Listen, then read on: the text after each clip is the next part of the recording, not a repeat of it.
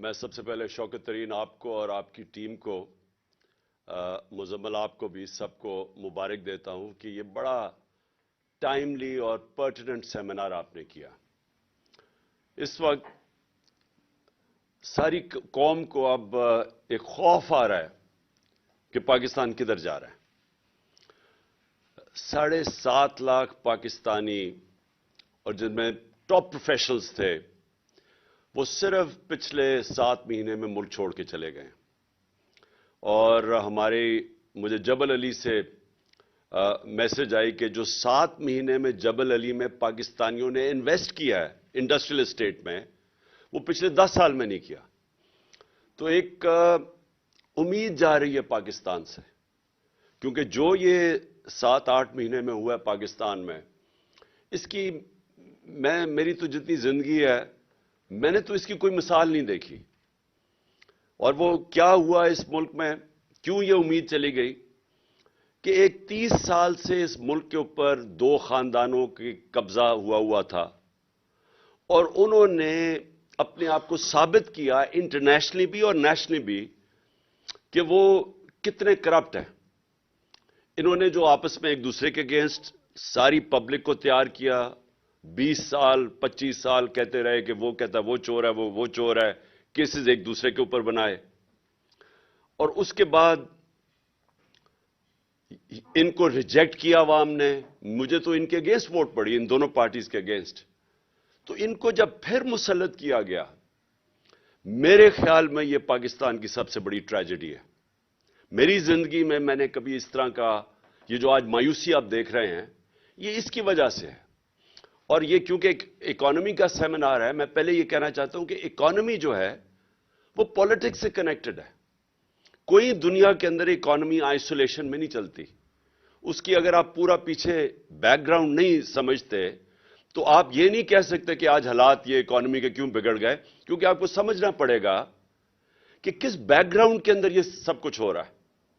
اور اس کا بہت بڑا پھر کہ آگے اگر ہم نے جانا ہے تو اس کے لیے کیا کرنا پڑے گا. جب تک اس کا صحیح انالیسس نہیں ہوتا آپ اس کا صحیح معنی کے اندر سولوشن نہیں نکال سکتے کہ آگے ملک نے اب اس دلدل میں سے کیسے نکلنا ہے. تو سب سے پہلے تو یہ جو مایوسی آج پاکستان میں، اس مایوسی کی وجہ یہ کہ وہ لوگ جو اپنے آپ کو ڈسکریڈٹ کر بیٹھے تھے، انٹرنیشنلی ان کی کرپشن کے چرچے تھے، ان پارٹیز ایک چیز دنیا ریکگنائز ان کی نہیں کیے. ان کے دور میں ایک چیز ان کی ریکگنائز نہیں ہوئی.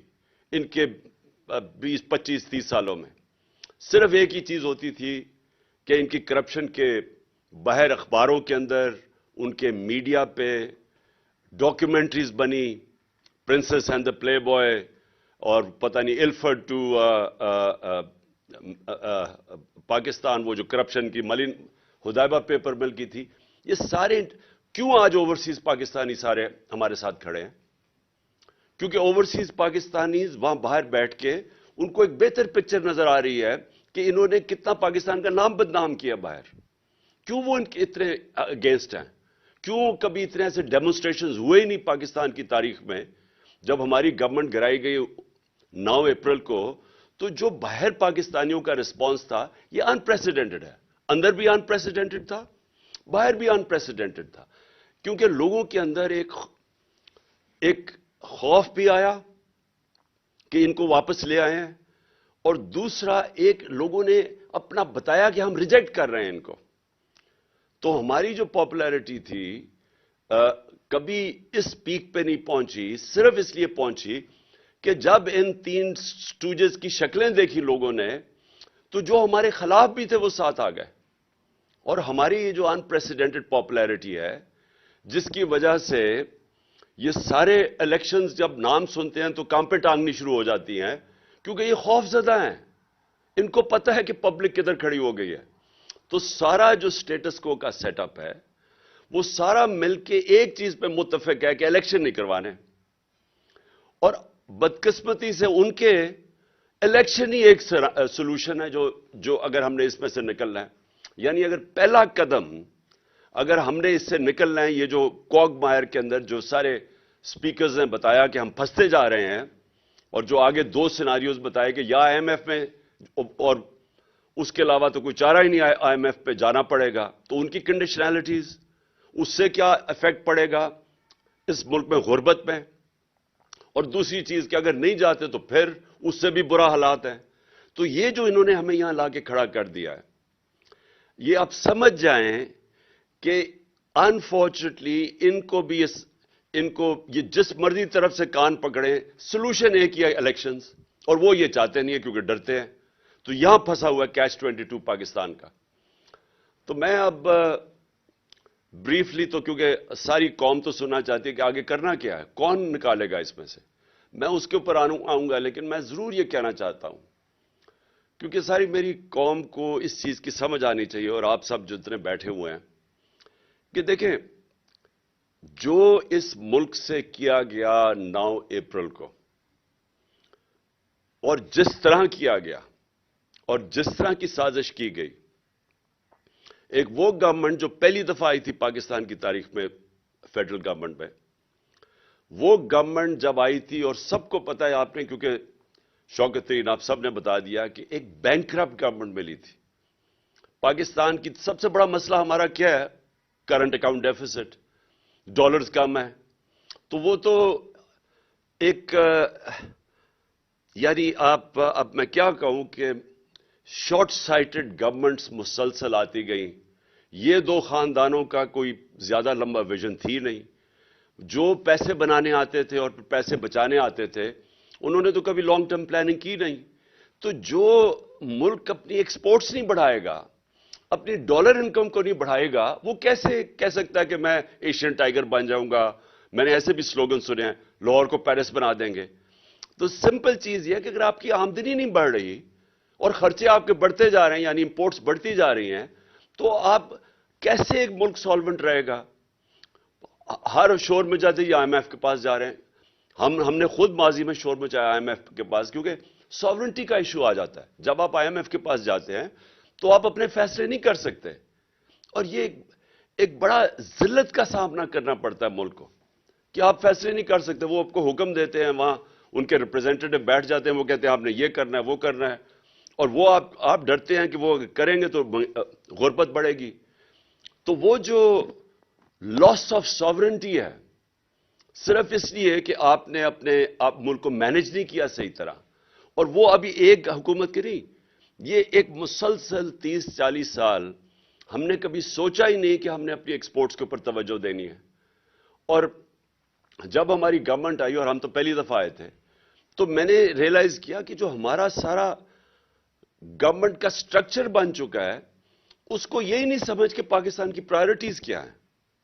یعنی سارے گورنمنٹ کو تو یہ سمجھنا چاہیے نا کہ جب تک ہماری ایکسپورٹس نہیں بڑھے گی، پاکستان اپنے پیر پہ نہیں کھڑا ہو سکتا.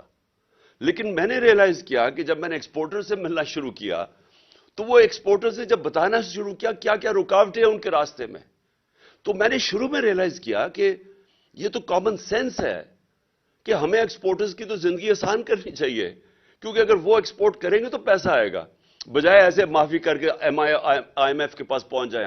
ہم اپنی ایکسپورٹس کو توجہ دیں. اور دوسرا جو ہماری ریسورس ہے اوورسیز پاکستانیز، ان کی جو ریمیٹنسز ہیں ان کو بینکنگ چینلز کے تھرو چینل کریں، تاکہ وہ بھی ہمارے پاس ڈالر کی انکم میں اضافہ ہو. تو میں نے دونوں جگہ دیکھا، ان کے لیے بھی آسانیاں نہیں کوئی پیدا کرنے کے لیے تیار تھا جو ریمیٹنسز تھی، نہ ہی ہم اپنے ایکسپورٹرز کے لیے کوئی مدد کر رہے تھے. اور پھر جو فیوچر ہے ٹیکنالوجی کا، میں نے جب IT سیکٹر کو دیکھا تو وہاں بھی وہ سارا IT سیکٹر سے جب بات کی، ہر جگہ رکاوٹیں تھیں ان کے راستے میں. یعنی ان کو ہم انکریج کر رہے تھے، جو IT کی فرمز تھی، کہ اپنا پیسہ باہر رکھیں ملک سے، اپنے ڈالرز باہر رکھیں. حالانکہ بڑا آسان تھا ان کے لیے انسینٹیوائز کرنا کہ وہ اپنا ڈالر پاکستان میں لے کے آئیں. لیکن وہ جو سٹرکچر بنا ہوا ہے FBR کا، جو ہمیں شروع میں آئے FBR گورنمنٹ کا، وہ اس کے اوبلیویس تھا. اس کو سمجھ ہی نہیں تھی کہ کیوں، یعنی ایک ملک بینکرپٹ ہے، ہمارے پاس ڈالرز نہیں ہے، لیکن جو ڈالر جنہوں نے انکم پروڈیوس کرنی ہے ان کے لیے کوئی انسینٹیوز ہی نہیں تھے، اور بلکہ رکاوٹیں تھیں. اور پھر ہر جگہ پہ جا کے ریڈ ٹیپ تھی، ہر جگہ جا کے وہ پھنس جاتے تھے. تو سب سے بڑی بات یہ کہ اس سے کبھی کسی نے پرائیورٹائز کیا ہی نہیں، नून लीग जो कहते हैं हम बड़ा जबरदस्त पाकिस्तान छोड़ के गए हैं, एक तो पाकिस्तान की तारीख का आपने मेंशन किया, सबसे बड़ा करंट अकाउंट डेफिसिट छोड़ के गए, जबकि तेल की कीमतें आप उठा के देखें इनके दौर में, इनको तो बोनांजा मिल गया था। हमारे दौर में तेल की कीमतें देखें तो इनको तो तेल बड़ा कम कीमत पे मिल रहा था, उसके बावजूद सबसे बड़ा करंट अकाउंट डेफिसिट छोड़ गए। मेन हमें तो प्रॉब्लम्स आया जो हमारे दौर में, वो जब कमोडिटी सुपर साइकिल आया और तेल की कीमतें ऊपर गई तो हमारा तो करंट अकाउंट उधर इफेक्ट हुआ, ऊपर से हमें कोरोना का पड़ गया, हमें कोविड $3 अरब की कोविड वैक्सीन खरीदनी पड़ी, ये अनयूजुअल कॉस्ट है, तो हमें तो वो इफेक्ट हुआ। तो इनको क्या प्रॉब्लम था? तो इन्होंने सबसे बड़ा करंट अकाउंट डेफिसिट, एक्सपोर्ट्स बढ़ी नहीं इनके 5 साल के अंदर, तो ये इकोनॉमी कैसे ठीक करके चले गए? आप करंट अकाउंट भी सबसे बड़ा छोड़ जाएं, एक्सपोर्ट्स बढ़ाए ना, तो वो कैसे गवर्नमेंट कह सकती है कि हमारी परफॉर्मेंस अच्छी है? सो वो हमें मुल्क मिला, और मैं सिर्फ ये रिपीट करना चाहता हूं क्योंकि बार बार हमें कहा गया कि जनाब आप फेल हो गए हैं। इस तरह का मीडिया प्रोपेगेंडा हमने फेस किया।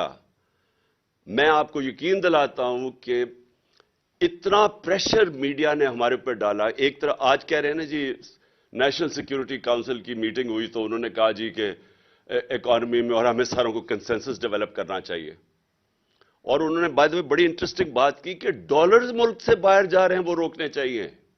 मैंने ये भी बड़ी आज नेशनल सिक्योरिटी काउंसिल की मीटिंग में सुना। तो डॉलर से सबसे ज्यादा कौन बाहर भेजता है?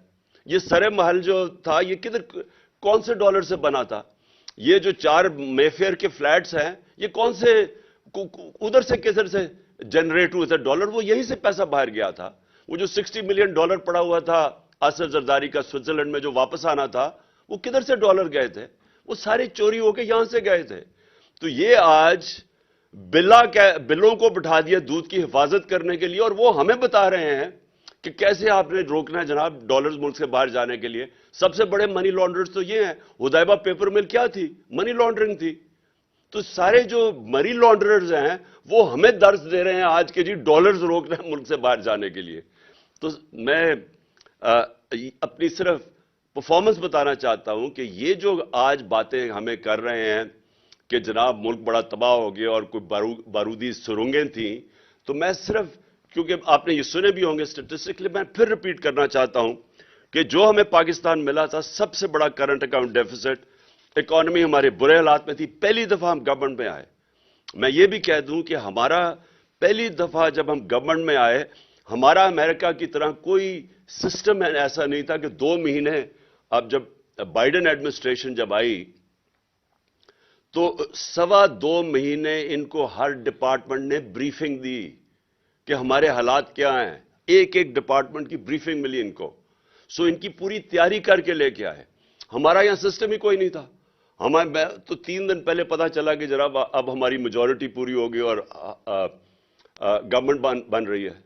उसके बाद जब गवर्नमेंट में आए तो पहली दफा प्रेजेंटेशन मुझे मिली कि गवर्नमेंट की सूरत हाल क्या थी। तो एक नई पार्टी भी आई पहली दफा गवर्नमेंट में, पहली दफा हमने ये पता चला कि हालात क्या है। तो मैं सिर्फ ये कहना चाहता हूं कि उसके बावजूद, और मुझे बड़ा फख्र है कि मीडिया प्रोपेगेंडा ऐसा था हमारे खिलाफ कि जी तबाह हो गया मुल्क और ये हो गया वो हो गया। तो हम आप यकीन करें कि जब हमारी कैबिनेट के अंदर ये फिगर्स प्रेजेंट की गई कि हमारी 5.7 और 6% ग्रोथ रेट थी आखिरी 2 साल, जो पाकिस्तान की तारीख में, अगर आप डिक्टेटर्स को निकाल दें और अमेरिकन डॉलर्स को निकाल दें जो सीटों सेंटों में यूब खान के पास आए, जियाउल हक के जमाने में अफगान जहाज पे आए, जब उन्होंने कहा जी पीनट्स हैं तो उन्होंने और डॉलर्स मंगवाए, और फिर अपने 80,000 लोग मरवा लिए वॉर ऑन टेरर में और वो डॉलर्स आए। इसको आप निकाल दें तो ये पाकिस्तान की तारीख की सबसे बेहतरीन परफॉर्मेंस है। और जब ये हमारी कैबिनेट के अंदर ये परफॉर्मेंस बताई गई तो मैं आप सबको बताऊं कि हमारी कैबिनेट वाले नहीं मान रहे थे। इतना बड़ा प्रोपेगेंडा चल रहा था, हम पहले जी कन्विंस हुए थे कि जी हम मुल्क तबाह हो गया, हम इतने बुरे हैं। तो जब ये फिगर्स अनाउंस हुई हमारी कैबिनेट में और फिर हमारी कैबिनेट नहीं मान रही थी, बकायदा फिर ब्रेक डाउन दी कि इस सेक्टर में इतनी, एग्रीकल्चर में ये ग्रोथ, सर्विस सेक्टर, तो वो मैं आपके सामने रखता हूं کیونکہ میں اس لیے سمجھتا ہوں کہ یہ ہماری بہت بڑی اچیومنٹ تھی، اور یہ اچیومنٹ اس لیے تھی کہ آئی ریپیٹ اگین کہ ہماری تو پہلی دفعہ گورنمنٹ پاور میں آئی تھی۔ اب یہ ذرا دیکھ لیں، میں نے آپ کو بتا دیا کہ 2021 میں 5.7% گروتھ ریٹ، 7.4، 21-22 کے اندر 6% گروتھ ریٹ، ایگریکلچر 17 سالوں کے بعد 4.4% گروتھ ریٹ، 4 بمپر کراپس 2 سال میں، سروس سیکٹر کی گروتھ 6.2%، یہ بھی 17 سال میں ہائیسٹ گروتھ ریٹ تھی۔ ایکسپورٹس ہماری ہائیسٹ تھیں، جو پہلی دفعہ انسینٹیوائز کیا ایکسپورٹرز کو، اور اس کا نتیجہ آیا $32 بلین ایکسپورٹس، ہائیسٹ پاکستان کی تاریخ کا۔ ان کو انسینٹیوائز کیا آپ نے اوورسیز پاکستانیز کو بینکنگ چینل سے بھیجنے کے لیے، $31 ارب ریمیٹنسز، یہ بھی ریکارڈ تھا۔ ہماری ٹیکس کلیکشن پاکستان کی تاریخ کی سب سے زیادہ تھی، 6.1%۔ اور میں یہ ریپیٹ کر دوں کہ جو ہم نے، اور بڑا مشکل تھا ہمیں جو چینجز لائیں تاکہ ہماری ٹیکس کلیکشن بڑھے، آٹومیشن کے اوپر جانے کے لیے بڑی ریزسٹنس تھی، لیکن ہم یہ سارے بیریئرز کراس کر گئے تھے۔ پتہ نہیں آپ کو شوکت علی نے بتایا یا نہیں، ہم نے 34 ملین نئے ٹیکس پیئرز ڈسکور کیے تھے، یا میرے خیال میں 40 ملین، شوکت کلیئر کر دے گا بعد میں۔ تو یہ ہم نے نئے ٹیکس پیئر کیسے ڈسکور کیے تھے؟ نادرا کے ساتھ بیٹھ کے ہم نے پھر اپنے وہ انالیسز کیا، سافٹ ویئر استعمال کیا آرٹیفیشل انٹیلیجنس کے، ہم کیسے ان کا رہن سہن کیا تھا، وہ کوئی ٹیکس نہیں دے رہے تھے، تو یہ 34 ملین نئے ٹیکس پیئر ڈسکور کیے تھے، یا 40 ملین، میں فگر بھول گیا ہوں، یہاں نہیں لکھا ہوا۔ تو ہم، اور پھر ٹریک اینڈ ٹریس سسٹم، یہ جو بڑی بڑی سیمنٹ اور یہ شوگر انڈسٹری، یہ جو سیلز ٹیکس ایویڈ کرتے ہیں، اس کے لیے ٹریک اینڈ ٹریس سسٹم لے آئے تھے تاکہ اس میں سے امپاسبل ہو کسی قسم کی ٹیکس ایویژن۔ تو ہمارا خیال تھا کہ یہ ہم نے 8 ٹریلین تک لے کے جانی تھی، 8,000 ارب تک اپنی ٹیکس کلیکشن لے کے جانی تھی جب انہوں نے گورنمنٹ کرائی۔ اور پھر جو سب سے ریلیونٹ چیز ہے، 55 لاکھ 3 سال میں نئی نوکریاں ہم نے پروڈیوس کی، اور جو ہمارا آئیڈیا تھا کہ اس سے ہم نے بہت تیزی سے اور آگے جانا تھا۔ تو یہ یاد رکھیں کہ جو ہمیں سب سے زیادہ پرابلم آیا کہ $70 بیرل سے ہمارا ایک وقت پہ گئی $115 بیرل، جو ہمیں اصل پریشر پڑا اینڈ میں جا کے۔ لیکن اس کے باوجود ہم نے پوری کوشش کی کہ اپنی قیمتیں نیچے رکھیں۔ آپ صرف وہی نہیں گئی، کموڈیٹی سپر سائیکل میں جو ایڈیبل آئل تھا، گھی تھا، وہ $780 ٹن سے $1,500 ٹن پہ گیا، $780 ٹن سے 1,500، یعنی دگنا ہو گیا تقریباً۔ کوئلہ جو تھا 80 ٹن سے 280 ٹن پہ چلا گیا ہمارا اور اس کے باوجود جو ہماری کنزیومر پرائس انڈیکس تھا وہ 12.2 پہ رکھا ہم نے، اور جو سینسٹیو پرائس انڈیکس تھا وہ 14% پہ ہم نے رکھا مارچ 22 تک۔ اور اس کے علاوہ ہمیں یہ جو میں نے پھر سے ویکسینز کی میں نے بات کر دی۔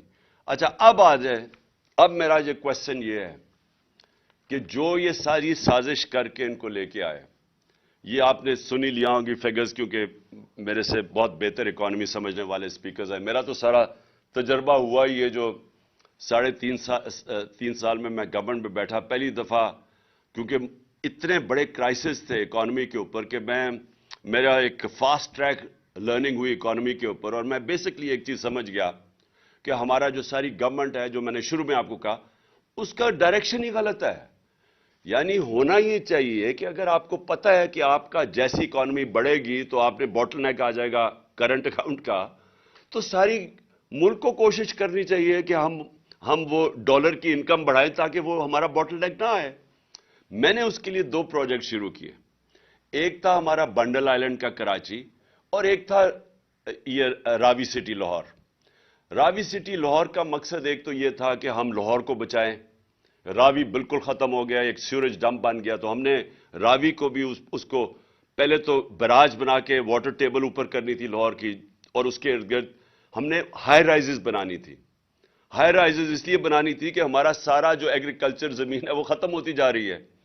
تو وہ ہم ریئلائز ہی نہیں کر رہے کہ اگر ہم نے یہ ہاؤسنگ سوسائٹیز کے مافیا کے اندر پھنس گئے تو یہ تو پھیلتے جائیں گے اور ساری ہمیں تو فوڈ سیکیورٹی کے سیویئر پرابلمز آنے لگے ہیں. تو راوی سٹی کا مطلب یہ تھا ایک تو کہ راوی کو بچائیں. جب لیک بنائیں گے تو واٹر ٹیبل اوپر چلی جائے گی. لاہور کی واٹر ٹیبل بالکل گر گئی ہے. اور پھر راوی کو اس کو پھر جب اس کے ساری ہم وہ واٹر فلٹریشن نہیں, وہ جو ہم پلانٹس لگائیں جو کہ پانی کو صاف کریں اور وہ صاف کر کے پانی پھینکے راوی کے اندر تاکہ صاف پانی اس وقت سیوریج جا رہی ہے. تو وہ اور اس کا جو کوشش ہماری یہ تھی کہ اوورسیز پاکستانیز کی انویسٹمنٹ لے کے آئیں کیونکہ وہ سب سے سیف انویسٹمنٹ ان کے لیے پراپرٹی ہے. اور اس کے علاوہ ہمارے پاس چائنیز کی $2.5 بلین کی انویسٹمنٹ تیار تھی. تو یہ دونوں, ایک کراچی کا جو پروجیکٹ تھا وہ سکٹل کیا گیا, وہاں دبئی سے انویسٹرز آ رہے تھے کراچی میں, وہ بھی پھر ایک نئی ماڈرن سٹی بن رہی تھی جو ہمارا پلان تھا, اس کو سکٹل کیا گیا. NOC سندھ گورنمنٹ نے دے کے واپس لے لیا. اس میں ہم ایکسپیکٹ کر رہے تھے کہ ہماری ڈالر انکم بڑھ جائے گی جب تک وہ ہمیں بریدنگ سپیس دے گا, جب تک کہ ہم اپنی ایکسپورٹس نہیں بڑھا لیتے, جب تک ہم یہ جو انٹرم پیریڈ ہے ہم نے سوچا تھا کہ اوورسیز پاکستان اس کی اسپیشلی ہم انویسٹمنٹ لے کے آئیں گے اور اس سے ہمارا ڈالر ریزروز بڑھ جائیں گے. اور پھر ہم نے یہ بھی سوچا تھا کہ جو اسپیشل اکنامک زونز ہم نے بنائے تھے جن کے اندر اور اپنی ایکسپورٹ انڈسٹری کو لانے کے لیے جن کے لیے اسپیشل زونز بنائے تھے, وہ ہم نے چائنیز کے ساتھ مل کے پورا پلان کیا ہوا تھا کہ وہ اپنی انڈسٹری کو ریلوکیٹ کریں گے یہاں. لیکن بدقسمتی ہماری کیا ہوئی, ہماری یہ ہوئی کہ وہ کووڈ آ گیا. اور کووڈ سے کیا ہوا, کووڈ سے چائنا بند ہو گیا. تو وہ جو ہم ایکسپیکٹ کر رہے تھے Chinese investment in industrial zones میں, جس سے بھی ہماری ڈالر ریزروز بڑھنے تھے, تو وہ بدقسمتی سے وہ وہاں رک گئے. اور یہ جو ایک سٹی جو وہ سکٹل کر دی, اور لاہور کا بدقسمتی سے یہاں سٹے آرڈر 10 مہینے 11 مہینے ہمارا وہ رک گیا. تو اس کی وجہ سے جو ایکسٹرا ڈالرز ہم انکم ایکسپیکٹ کر رہے تھے وہ نہیں آئی. اچھا جی, اب یہ آ گئے اور اس کی بہت, میں جتنا بھی کہوں مجھے ابھی تک سمجھ نہیں آئی کہ کیا اس کے پیچھے تھنکنگ تھی, کیا وجہ تھی کہ گورنمنٹ جس کی بہترین پرفارمنس تھی اس کو ہٹایا گیا اور پھر پوری ایک سازش کے تحت ان چوروں کو پھر ہمارے اوپر مسلط کر دیا گیا. تو وہ میں شروع میں آپ کو بتا چکا. لیکن انہوں نے کیا کیا, مہنگائی 50 سال میں سب سے زیادہ مہنگائی, CPI 25.5%, consumer price index, sensitive price index 30%, آٹا, بجلی, پیٹرولیم, وہ لے لیں, پیاز لیں, ٹماٹر لیں, گھی لیں, دالیں لیں, 100% سے 200% یہ ان کی قیمتیں بڑھ گئیں. اس وقت تک 15 لاکھ ٹیکسٹائل مزدور اپنی نوکریاں کھو بیٹھے ہیں اور انڈسٹری بند ہوتی جا رہی ہے. یہ آپ کے سامنے سب رکھا ہوگا. اور میں جب مجھے یاد ہے کہ پچھلے مارچ اپریل میں ٹیکسٹائل انڈسٹری والے مجھے یہ کہتے تھے کہ ہمارے پاس مزدور نہیں مل رہے, ہمیں فیصل آباد میں ہمیں باہر سے مزدور منگوانے پڑ رہے ہیں. اور وہی ٹیکسٹائل انڈسٹری آج آپ دیکھ لیں کہ 15 لاکھ ورکرز بے روزگار ہو گئے. ریمیٹنسز, یہ آپ نے سنی لیا ہوگا, ایکسپورٹس اور ریمیٹنسز ان کا مائنس آ رہا ہے. 2 ارب روپیہ مہینے کی کمی آنی شروع ہو گئی ہے ایکسپورٹس اور ریمیٹنسز میں جو ہم نے بڑھائی تھی. اور فورن ایکسچینج ریزروز آپ کے سامنے ہیں. مارچ کے اندر 16.4 تھا, آج پہنچ گئے 5.7 پہ. یہ بھی آپ کے سامنے آ گیا ہوگا. روپیہ اس وقت انٹر بینک پہ جس طرح 226 ہے اور انفارملی وہ 260 پہ پہنچ گیا. اور جو IMF کی اب آگے کنڈیشنز آپ نے سنی, ابھی شوکت کا میں سن رہا تھا, انہوں نے کہا کہ اب اس کو فری فلوٹ کرے, اس کو روپے کو, تو وہ اب کدھر جا کے پڑتا ہے. تو میرا آخر میں دیکھیں, میں صرف سم اپ کر رہا ہوں. पाकिस्तान ने निकलना है इधर से कैसे? सबसे पहले इलेक्शंस। क्यों इलेक्शंस? क्योंकि इलेक्शन से आएगी पॉलिटिकल स्टेबिलिटी। पॉलिटिकल स्टेबिलिटी के बगैर इकोनॉमी स्टेबलाइज नहीं करेगी। कोई भी दुनिया में इन्वेस्टर, चाहे वो मुल्क के अंदर हो चाहे बाहर हो, वो इन्वेस्ट नहीं करता जब वो समझता है कि उसकी इन्वेस्टमेंट को खतरा हो सकता है। और वो खतरा कैसे हो सकता है? उसे ये नहीं पता कि 5 महीने 6 महीने साल के बाद क्या होगा। वो इन्वेस्ट नहीं करेगा। सो इन्वेस्टमेंट जब तक नहीं आती, मुल्क की दौलत में इजाफा नहीं होता, नौकरियां नहीं मिलती, मुल्क आगे नहीं बढ़ सकता। तो पहले तो ये यहां रुक गया अब काम। इस वक्त पाकिस्तान जो फेस कर रहा है वो सबसे खौफनाक सिनारियो फेस कर रहा है। एक तरफ बेरोजगारी और दूसरी तरफ महंगाई और मजीद और महंगाई। ये जो कॉम्बिनेशन है ये बड़ा खतरनाक है इस मुल्क के लिए। क्यों खतरनाक है? श्रीलंका में इसी तरह का सिनारियो हुआ था। श्रीलंका की सिर्फ आबादी 2.25 करोड़ है, पाकिस्तान की 22.5 करोड़ है। अगर ये आबादी के अंदर इसी तरह का इंतशार शुरू हो गया जो श्रीलंका में था, मैं ये आपको, मुझे अफसोस से कहना पड़ता है, कोई कंट्रोल नहीं कर सकेगा। और शहरों के अंदर खास तौर पे जो जिस तरह आप अगर इस वक्त लोगों से पूछें, आप तनख्वाहदार से पूछ लें कि वो गुजारा कैसे कर रहा है, तो जब एक मजीद और लहर आएगी महंगाई की, इसका खतरा यह है कि ये मुल्क के अंदर इंतशार की तरफ चला जाएगा। लिहाजा जिस तरह मर्जी, मैंने कहा कान जिधर मर्जी से पकड़ें, रास्ता सबसे पहला जो पहला स्टेप है वो है साफ और शफाफ इलेक्शन, जिसकी वजह से पॉलिटिकल स्टेबिलिटी आए। और उम्मीद ये रखी जाए कि गवर्नमेंट एक मैंडेट से आए, और फिर जब वो मैंडेट से आए तो उसके जब पब्लिक उसके पीछे खड़ी हो तो वो फिर मुश्किल फैसले करे।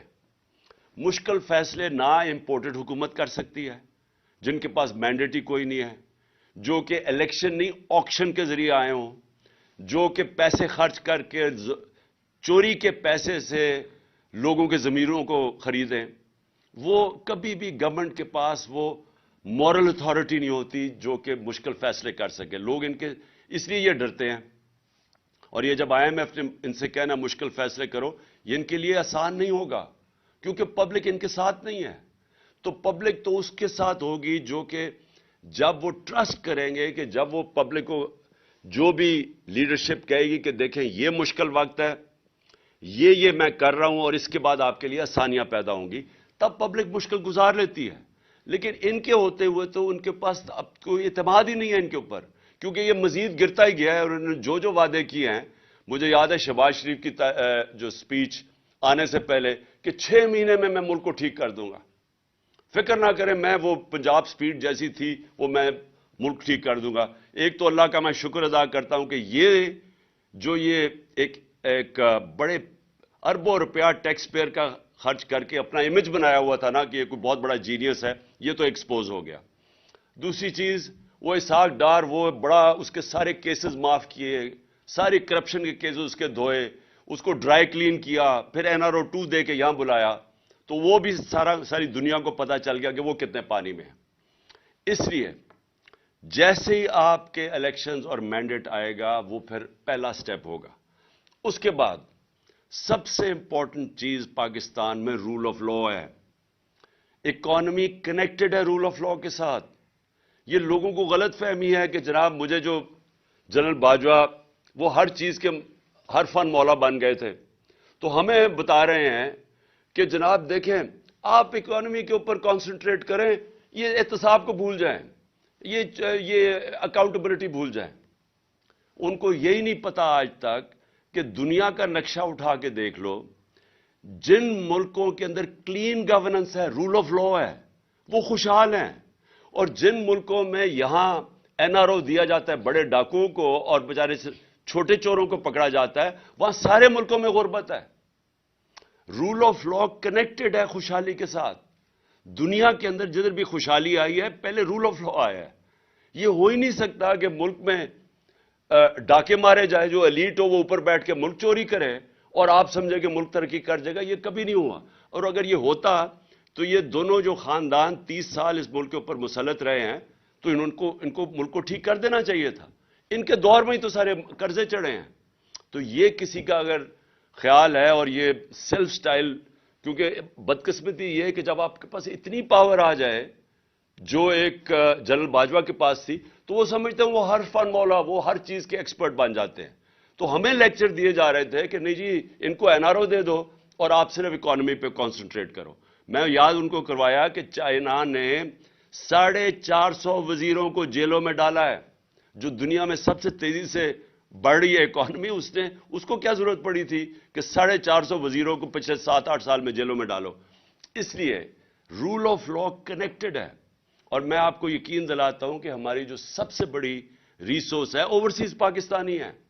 میرا ان سے سب سے دیر 30 سال تک رابطہ ہے.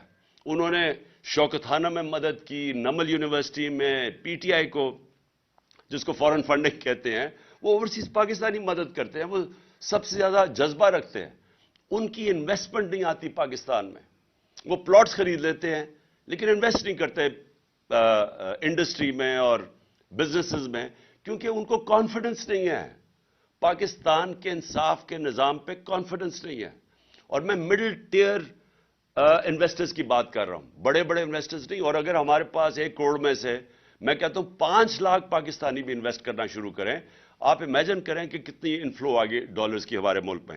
تو اس کے لیے کانٹریکٹ انفورسمنٹ چاہیے، اس کے لیے رول آف لا چاہیے، اس کے لیے ایک کانفیڈنس چاہیے ہمارے ملک کے انصاف کے نظام پہ. تو یہ کنیکٹڈ ہے خوشحالی سے. آپ نے میرے سے بار بار سوال پوچھتے ہیں جی آپ کے پاس کیا اس کا حل ہے، یہ جو آپ دلدل میں ملک پھنسا دیا. تو حل یہ ہے کہ پاکستان کو ایسے چلانا پڑے گا جو آج تک ہم نے نہیں چلایا. ہمیں وہ سٹیپس اٹھانے پڑیں گے. ہم نے کبھی رول آف لا اسٹیبلش نہیں کیا. مارشل لا آتا ہے تو وہ قانون توڑ کے آتا ہے. اور یہ جو 2 خاندان ہیں ان کی مجبوری ہے اداروں کو کمزور کرنا، کیونکہ چوری نہیں کر سکتے. اگر آپ کے ادارے مضبوط ہو یہ چوری کیسے کریں گے؟ جو اسرائیل کا پرائم منسٹر تھا اس کو پولیس نے آ کے اس کے اگینسٹ کرپشن کیس کر کے اس کو چارج کر دیا، کیونکہ وہ ان کے ادارے مضبوط ہیں. اور یہ نہیں کہ یہ جو یورپ کے اور یہ امریکہ کے لوگ ہمارے سے زیادہ ایماندار ہیں. وہاں کے ادارے ایسے ہیں کہ کوئی چوری نہیں کر سکتا. وہ اداروں کا خوف ہے ان کو. یہاں آتے ساتھ ہی سب سے پہلے تو ادارے ختم کیے. ہم نے اداروں کے اندر میرٹ لے کے آئے. انہوں نے آتے ساتھ ہی پہلے ایف آئی اے ختم کی، کیونکہ شہباز شریف کے کیسز تھے اربوں روپے کے، اس کو ختم کیا.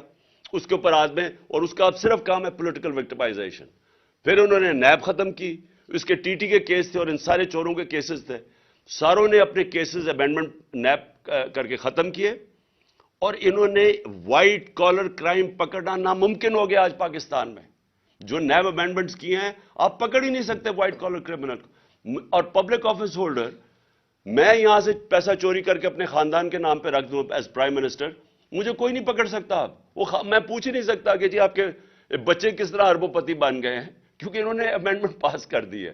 اوپر سے میں یہاں سے پیسہ چوری کر کے باہر بھیجوں اور پتہ بھی چل جائے کہ میں نے باہر ایک، جس طرح اسحاق ڈار کے پورے دبئی کے اندر وہ ٹاورز ہیں $100 ملین کے، پتہ ہی نہیں چل سکتا. میں اگر کہوں کہ جی وہ دبئی سے انفارمیشن آ رہی ہے $100 ملین کے ٹاور ہیں، انہوں نے کہا جی باہر سے جو ایویڈنس آئے گی وہ ان ایڈمیسیبل ہے. سو یعنی کہ آپ نے لائسنس دے دیا بڑے چوروں کو. تو میں پھر سے کہتا ہوں rule of law second step ہے. Elections first, rule of law second step. تیسرا، یہ جو شوکت نے بات کی ری اسٹرکچرنگ کرنی پڑے گی. یہ جو بڑے بڑے ہمارے گورنمنٹ کارپوریشنز ہیں ان کو ری اسٹرکچر کرنا پڑے گا، کیونکہ یہ اتنا زیادہ پیسہ اس وقت کھا رہے ہیں. پھر ہماری جو گورننس سسٹم ہے اس کو بالکل اس میں چینجز لانے پڑیں گے، کیونکہ یہ بھی ایک، جب تک ہم اپنا گورننس سسٹم کو میریٹوکریسی نہ لے کے آئیں اور ساروں کو ڈائریکٹ کریں کہ نیشنل انٹرسٹ اس وقت کیا ہے، اور وہ ہے کہ ایکسپورٹس بڑھائیں اور اپنی آمدنی بڑھائیں، فیسیلیٹیٹ کریں، انویسٹرز کو کریں، یہ جو ایز آف ڈوئنگ بزنس کریں، جو ہم نے بڑی کوشش کی تھی. اسمال اور میڈیم انڈسٹری وہ بیک بون ہے. اس کے لیے اتنی مشکلات پیدا کی ہوئی ہیں کہ وہ بیچارے وہ اٹھ ہی نہیں سکتے. ان کے لیے ہم نے ساری یہ جو گلوٹین کیے تھے، ہمیں جو ریگولیشنز ختم کیے تھے، ان کے لیے آسانیاں کیا وہ کرتے جا رہے تھے. جب تک ہم اسمال اور میڈیم انڈسٹری کو نہیں اٹھاتے، اور وہ بیک بون ہے امپلائمنٹ کے لیے بھی اور پھر ساری دنیا کے اندر ادھر سے ویلتھ کریشن جو کرنی ہے وہاں سے. تو اس کے لیے آسانیاں پیدا کرنے کے لیے یہ وہ سٹیپس ہیں. اور پھر میں پاکستان کا ٹورزم پوٹینشل ہے وہ ہم بدقسمتی سے وہ پھر کووڈ آ گیا تو ساری دنیا میں ٹورزم کولیپس کر گئی. ٹورزم پاکستان کا اتنا بڑا پوٹینشل ہے. اور میں نے یہاں آسٹریا سے وہ آیا ایکسپرٹ ہے ریزورٹس کا, آسٹریا میں سکینگ کے وہ ایکسپرٹس ہیں, اس نے مجھے کہا کہ پاکستان دنیا کا سکینگ کیپٹل بن سکتا ہے کیونکہ ہمارے پہاڑ بڑے اونچے ہیں تو وہاں برف بڑی دیر تک رہتی ہے. تو اس نے مجھے اور پورا پلان بنا رہے تھے کیسے سکینگ ریزورٹس. تو یہاں پاکستان میں ہمارے پاس ٹورزم کے اندر اتنا ان ٹیپ پوٹینشل ہے. سارا ہمارا جو سمندر ہے اس کے ساتھ ساتھ زبردست پوٹینشل بنا ہوا ہے. سو ٹورزم کے اوپر کیونکہ وہاں سے ڈالرز آئیں گے باہر سے. اور میں بات کر رہا ہوں کہ مڈل ایسٹ سے, جو مڈل ایسٹ ہے وہ لوگ مسلمان ملکوں میں جانا چاہیں گے ٹورزم کے لیے. اس وقت وہ جاتے ہیں آذربائیجان, لیکن جو پاکستان ہے اس میں بہت مڈل ایسٹ کے لیے بڑی اٹریکٹو پہاڑ ایسے ہیں جو بڑا انٹرسٹ تو ہم کر سکتے ہیں. تو ٹورزم کے اوپر اسپیشل زون بنانے پڑیں گے, ٹورزم زونز, اور یہاں سے ہم بہت زیادہ ڈالر انکم اپنی بڑھا سکتے ہیں. لیکن پھر اور یہ جو ہمارے اسپیشل اکنامک زونز ہیں جس کے اندر ہم انڈسٹری کی ری لوکیشن کروا سکتے ہیں چائنا سے. سو یہ فیوچر کے میں آپ کو پلانز بنا رہا ہوں.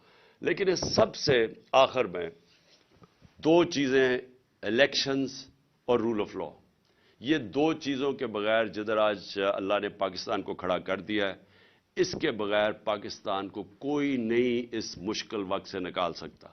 یہ جو ان کی اب کوشش ہے, انکم ہماری گرتی جا رہی ہے, بے روزگاری بڑھتی جا رہی ہے, ویلتھ کریشن ہو نہیں رہی, قرضے بڑھتے جا رہے ہیں, جو سارا پاور سیکٹر کے کانٹریکٹس انہوں نے سائن کیے ہوئے ہیں وہ کیپیسٹی پیمنٹس دینی پڑ رہی ہیں.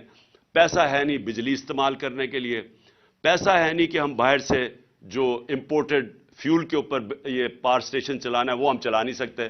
تو ایک طرف لوڈ شیڈنگ ہو رہی ہے, دوسری طرف کیپیسٹی پیمنٹس دے رہے ہیں کیونکہ ہمارے پاس پیسہ ہی نہیں ہے امپورٹڈ فیول کے لیے. سو پاکستان جدھر آج انہوں نے پھنسایا ہوا ہے اس کے لیے بڑے چینجز کرنے پڑیں گے. جس طرح ہم نے اپنی گورنمنٹ چلانی ہے, لیکن وہ شروع ہوگا فری اینڈ فیئر الیکشن سے. اور پاکستان میں رول آف لا اسٹیبلش کرنا اب ناگزیری ہو چکا ہے. اس کے بغیر ہم اس ملک کو اب ایک آزاد, خود مختار, ساورن, ایک غیرت مند قوم ہم اب نہیں رہ سکتے. ہمیں اگر یہی طریقہ ہے کہ جی بھاگ کے جا کے پیسے مانگو کسی سے, کبھی کسی سے پیسے مانگ رہے ہیں, اپنی عزت کھو رہے ہیں, اس طرح پاکستان سروائیو نہیں کر سکتا. شکریہ.